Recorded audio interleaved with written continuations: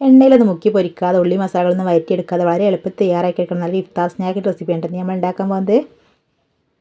അതിനായിട്ട് ഞാനൊരു 250 gram chicken നന്നായിട്ട് വാഷ് ചെയ്തൊന്ന് എടുത്ത് വെച്ചിട്ടുണ്ട്.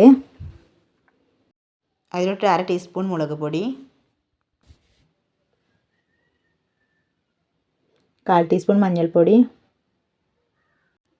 ആവശ്യത്തിന് ഉപ്പ്, 1 ടീസ്പൂൺ ഇഞ്ചി വെളുത്തുള്ളി ചതച്ചത്,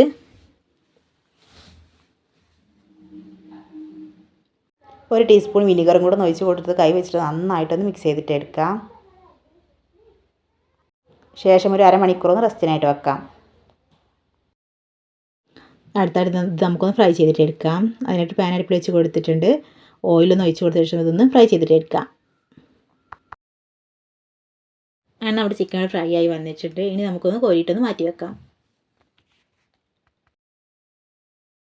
അടുത്തായിട്ട് ഞാനൊരു ബൗൾ എടുത്ത് വെച്ചിട്ടുണ്ട്. അതിലോട്ടൊരു വലിയ സവാള ചെറുതായിട്ടൊന്ന് കട്ട് ചെയ്തൊന്ന് ഇട്ട് കൊടുക്കുന്നുണ്ട്.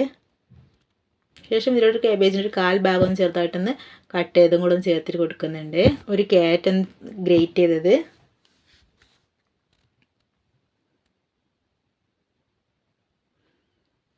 കുറച്ച് മല്ലിയില, ഒരു 1/2 ടീസ്പൂൺ കുരുമുളക് പൊടി, ആവശ്യത്തിന് ഉപ്പ്,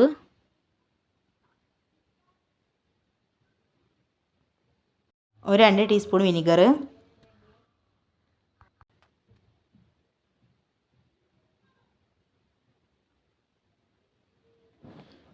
ഇവ ചേർത്തിട്ട് നന്നായിട്ട് കൈ വെച്ചിട്ട് നന്നായിട്ട് മിക്സ് ചെയ്തിട്ട് എടുക്കുക. ഇതും സൈഡിലോട്ടൊന്ന് മാറ്റി വെച്ച ശേഷം അടുത്തായിട്ട് നമുക്ക് ഇതിലോട്ട് വേണ്ട ദോശ ഒന്ന് ചുട്ടിട്ടെടുക്കാം. അതിനായിട്ട് ഞാൻ ഒരു കപ്പ് മൈദയൊന്ന് മിക്സിയുടെ ജാറിലോട്ട് ഇട്ടിട്ട് കൊടുക്കുന്നുണ്ട്.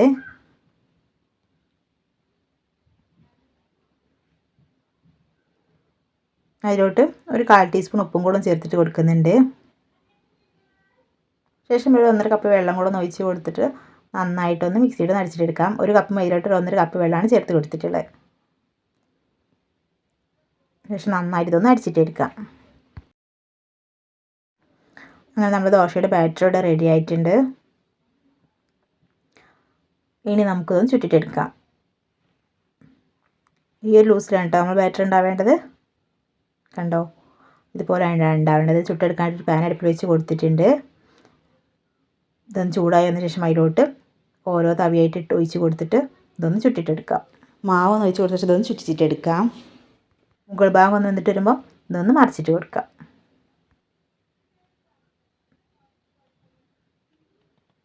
നമ്മുടെ ദോശ റെഡി ആയിട്ടുണ്ട്. ഇതേപോലെ ബാക്കിയെല്ലാം ചുറ്റിട്ടെടുക്കുന്നുണ്ട്. ആ ഒരു കപ്പ് മൈദ വെച്ചിട്ട് ഞാനിവിടെ ഒരു 10 ദോശയും ചുട്ടെടുത്തിട്ടുണ്ട്.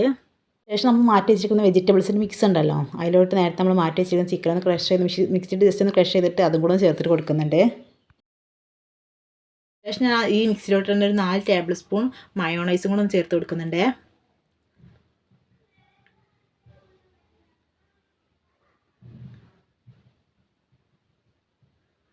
ഒരു 4 ടേബിൾ സ്പൂൺ മയോണൈസും കൂടെ ഒന്ന് ചേർത്ത് കൊടുത്ത ശേഷം നന്നായിട്ടൊന്ന് മിക്സ് ചെയ്തിട്ട് എടുക്കുക. വീണ്ടും നന്നായിട്ടൊന്ന് മിക്സ് ചെയ്തിട്ട് എടുക്കുക. അങ്ങനെ നമ്മുടെ ഫില്ലിങ്സ് ഇവിടെ റെഡി ആയിട്ടുണ്ട്. ശേഷം നമ്മൾ നേരത്തെ പരത്തി വെച്ചിരിക്കുന്ന ദോശയുണ്ടല്ലോ, അതിൻ്റെ സെൻറ്ററിൽ നിന്ന് ഇതുപോലെ ഒന്ന് കത്തി വെച്ചിട്ടൊന്ന് കട്ട് ചെയ്തിട്ട് എടുക്കാം. ഇനി നമുക്കൊന്ന് ഒട്ടിച്ചെടുക്കേണ്ടി വരും. അതിനായിട്ട് ഞാനിവിടെ കുറച്ച് മൈദയിലോട്ട് കുറച്ച് വെള്ളം കൂടെ ഒഴിച്ച് കൊടുത്തിട്ട് പേസ്റ്റ് രൂപത്തിലാക്കി എടുത്തിട്ടുണ്ട്. അത് ഇതിൻ്റെ സൈഡിലോട്ടൊക്കെ ഒന്ന് തേച്ചിട്ട് കൊടുക്കുന്നുണ്ട്.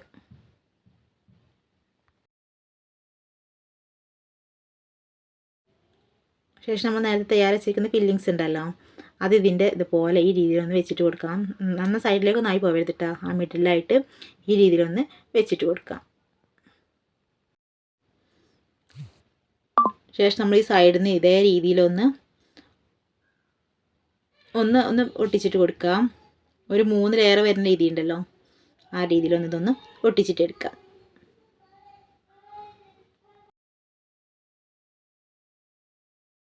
അതിൻ്റെ സൈഡ് ഭാഗം നന്നായിട്ടൊന്ന് ഇതേപോലെ ഒന്ന് ഒട്ടിച്ചിട്ട് കൊടുക്കാം.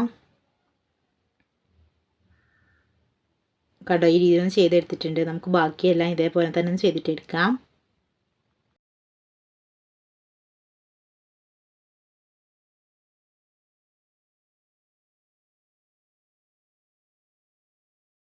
ഇനി ഒന്ന് മുക്കിയെടുക്കാനുള്ള മിക്സ് തയ്യാറാക്കിയെടുക്കാണ്. ഞാനൊരു ബൗളിലോട്ട് ഒരു മുട്ട ഒന്ന് പൊട്ടിച്ച് വെച്ച് കൊടുത്തിട്ടുണ്ട്.